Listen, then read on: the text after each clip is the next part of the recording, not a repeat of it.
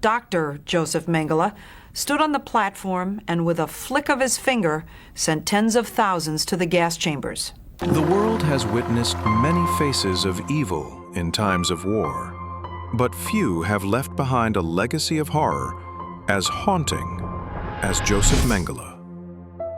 The Nazi doctor who wore a white coat, yet drenched it in the blood of the innocent. He was called by many chilling names: the Angel of Death, the Devil's Doctor, or the man who played with death. Every mention of Auschwitz, the most infamous death camp of the Nazis, brings to mind the gas chambers, the crematoria, and the endless lines of people marching toward their doom. But within that living hell, there was one figure who made even fellow SS officers shudder: Joseph Mengele. Mengele's life ended in 1979 when he suffered a stroke while swimming in the sea off Brazil. No trial, no sentence, no punishment befitting his crimes. Hundreds of thousands had perished in suffocating gas, in screams and blood. Yet the man who orchestrated so much of it died in a simple accident, like any ordinary man. For years, doubts lingered, until DNA tests in the 1980s confirmed the corpse was indeed his. Only then did the world know for certain that the Angel of Death was truly gone. Today, the name Joseph Mengele is not just a dark chapter in medical history, it is a warning. A warning of how knowledge, stripped of morality, can become the most ruthless weapon of all. He proved that war kills not only with bullets and bombs, but also with scalpels and syringes, when science is twisted by ideology. His story stands as a chilling reminder: knowledge does not make us humane. It is humanity that gives knowledge its light. Without it, knowledge becomes darkness, and the shadow he left behind will forever remind future generations of how easily science, in the hands of the wicked, can turn into the most terrifying tool of destruction. Ironically, Mengele did not begin as a cold-blooded killer. He was once a promising medical student, highly educated, deeply immersed in genetics and anthropology. Behind his intellectual facade, his elegant manners and persuasive charm, hid a terrifying ambition: to use science to prove the supposed superiority of the Aryan race, while reducing all others to mere expendables.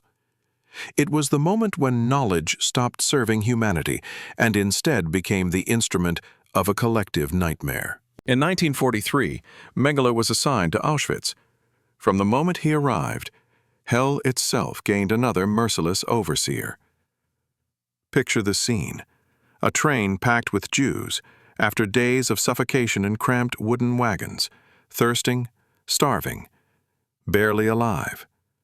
As the doors creaked open, blinding daylight poured in, and SS guards drove them out. At the camp's gate stood a young officer in a spotless uniform, white gloves on his hands, a faint smile on his lips. That man was Mengele. With nothing more than a nod of the head or a flick of the wrist, he decided who would live and who would die. To the left, the gas chamber. To the right, forced labor or his laboratory.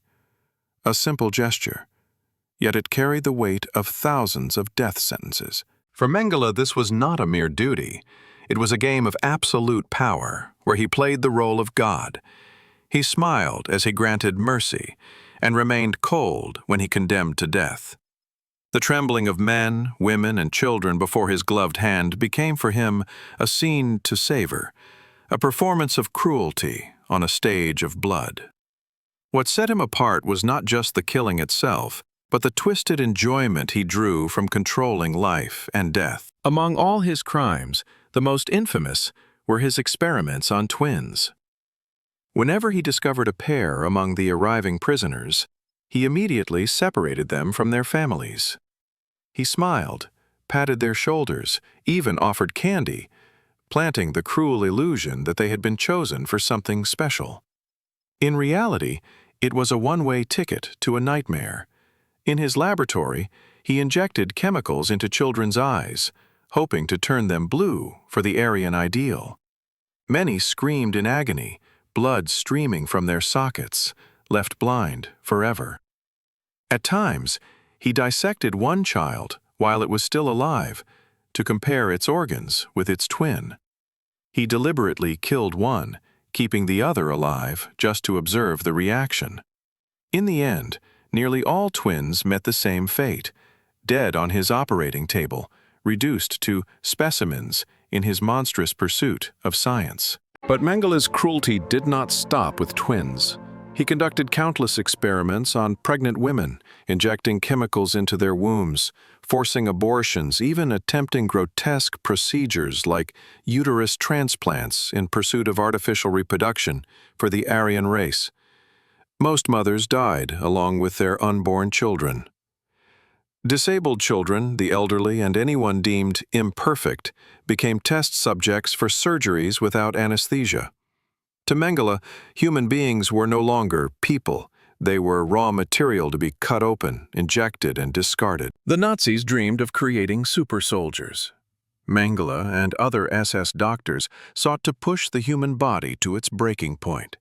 Prisoners were submerged in ice water for hours, or left naked in snow with only a thin garment, as he recorded every stage of their slow death.